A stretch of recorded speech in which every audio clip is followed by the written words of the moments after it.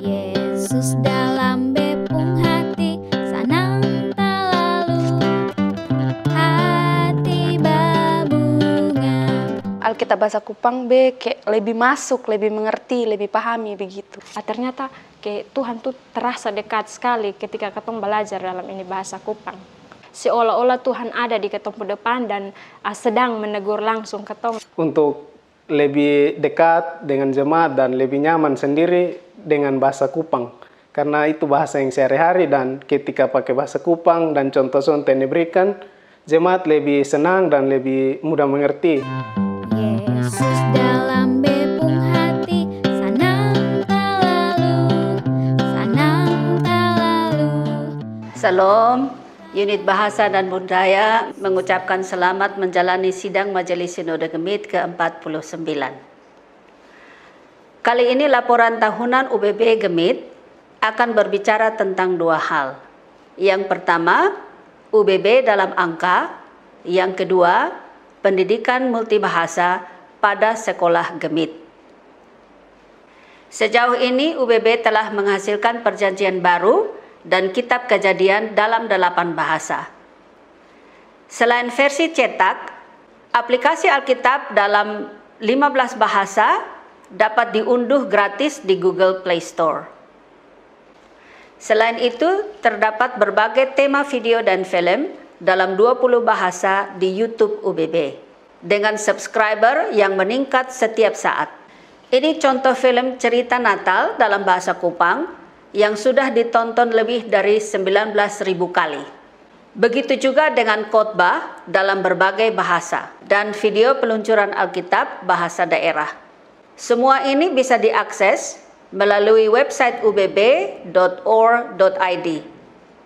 Di website UBB tersedia bahan-bahan seperti kamus, peta bahasa, bahan-bahan mitigasi COVID-19 dalam berbagai bahasa, bahan-bahan pelayanan seperti pengakuan iman rasuli, dan buku lagu rohani.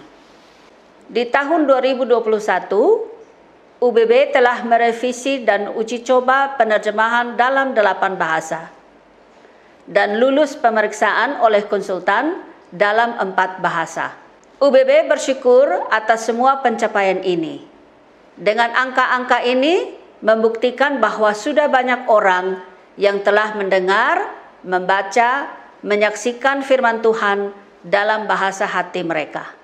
Betapung kepala ada mata, ada hidung, mulut, telinga, rambut, deng, alis, Pendidikan multibahasa telah dilaksanakan di sekolah uji coba. UBB mengembangkan kurikulum 13 dengan mengutamakan penggunaan bahasa yang akrab dan lebih dekat dengan peserta didik. Dengan menggunakan pendekatan konteks multibahasa anak didik atau yang lebih dikenal dengan KOMBAT, mindset guru diubah untuk mengajari anak dengan bahasa yang dibawa oleh anak dari rumah. Dengan demikian, anak bebas mengutarakan dan mengekspresikan dirinya dalam bahasa yang dipakai sehari-hari. Dalam kurikulum ini, bahan ajar dikemas menggunakan bahasa daerah dengan penekanan pada pendidikan agama Kristen dan bahasa. Dalam cerita pendidikan agama Kristen, cerita disesuaikan dengan cerita tema. Cerita Pak diambil dari hasil terjemahan Injil Markus dan KPR. Anak PAUD ini, kotong ajar itu harus bahasa ibu yang suada dari rumah. Jadi dia awal baru kita menuju ke bahasa Indonesia. Penting adalah materi itu dipahami guru, sehingga materi-materi yang diterapkan, pengetahuan diterapkan itu diterima dengan anak yang baik. Itu yang kami perlu. Kalau kurikulum nasional mereka belum paham untuk menerjemahkan seperti ini modul-modul ini, memang agak susah juga. Hanya perlu butuh dari toko-toko, harus dibeli. Tapi ini sudah dipermudah dengan materi-materi, bahkan sudah disederhanakan sesuai kebutuhan. Kami sangat terbantu karena dengan adanya kurikulum dan juga bahan-bahan ajar dari UBB, kami guru-guru tidak terlalu repot untuk menyiapkan lagi untuk kelas-kelas kami tiap-tiap hari. Kali-kali lalu kalau kami berikan satu materi itu sangat lama karena mereka sana ada alat pendukung. Tapi sekarang mereka bisa lihat, so mereka sudah langsung mengerti, mereka langsung tahu dan mereka kerja sangat cepat. Kombat ini adalah pembelajaran yang sangat luar biasa. Sudah membantu kami dalam banyak hal, teristimewa dalam kegiatan belajar mengajar. Karena kita mengajarkan anak-anak tentang menggunakan bahasa kita yang sebenarnya. Karena itu merupakan bahasa sehari-hari yang mereka dapat di rumah dan kita kembangkan lagi di sekolah.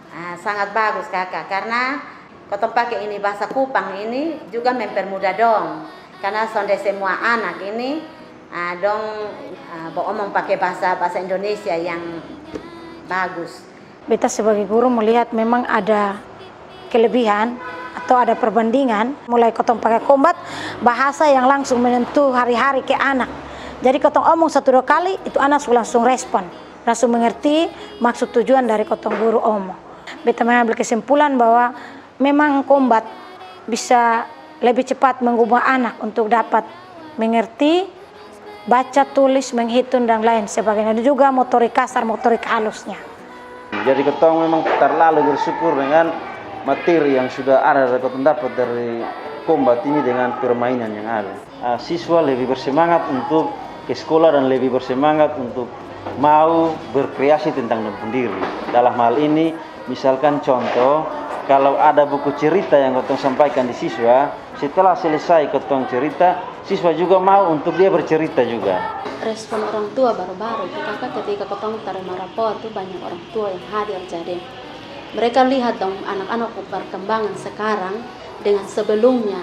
Karena orang tua yang ada dong anak di sini, dong punya kakak-kakak dulu tuh dari sini kakak. Jadi dong ini bilang, ih sekarang nih dia punya materi-materi ini lebih bagus. Dia punya perkembangan ini lebih bagus.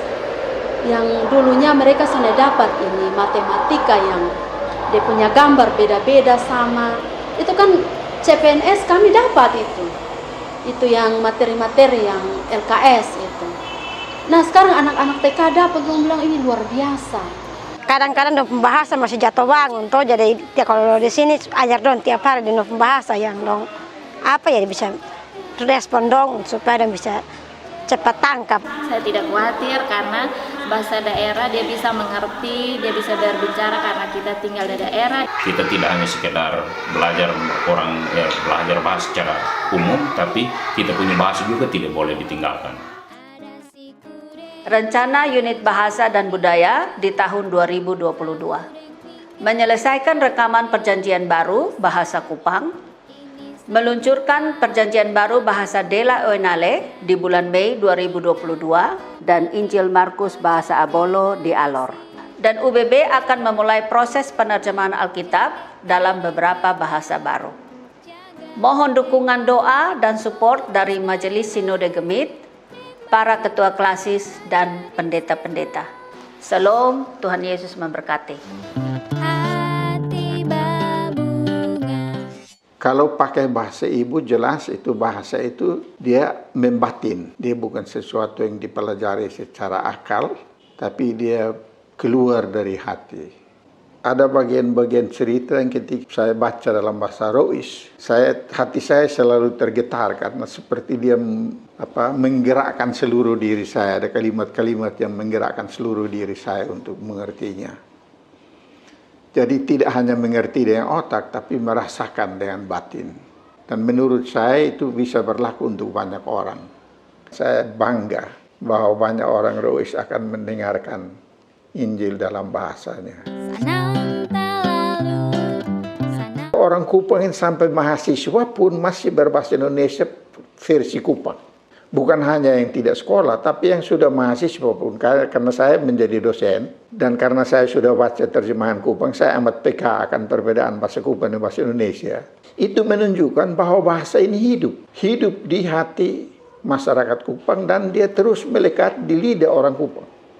Kalau kita orang Kupang bersedia untuk membaca Alkitab dalam bahasa Kupang, mereka akan menemukan kekayaan-kekayaan rohani yang memperkaya batin mereka, karena bahasa itu adalah bahasa batin mereka juga. Sehingga prinsip saya begini, kalau Anda berkhotbah pakai bahasa Kupang di Kupang, semua yang hadir pasti mengerti. Kalau ada yang tersinggung, itu pasti dia sombong.